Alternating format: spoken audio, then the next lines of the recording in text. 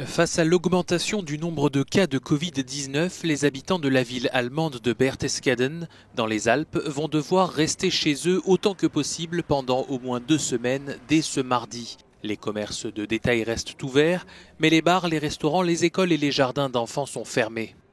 En Italie, la région de la Lombardie se prépare à imposer un couvre-feu nocturne. Il s'agit de la mesure la plus restrictive que le pays ait connue depuis la sortie du confinement national au printemps.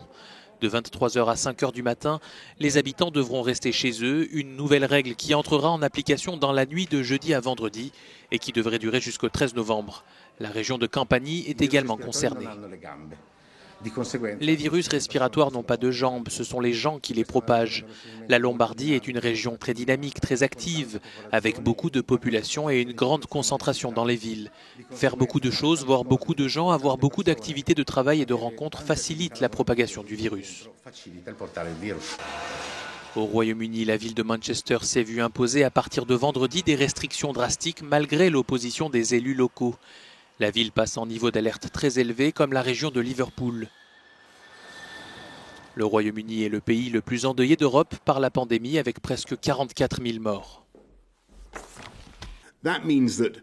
Les pubs et les bars doivent fermer, sauf s'ils servent des repas substantiels. Les foyers ne doivent pas recevoir du monde à l'intérieur, comme c'est le cas dans la plupart des endroits en plein air.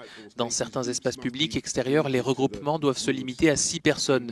Et nous déconseillons fortement les déplacements dans et hors de la zone.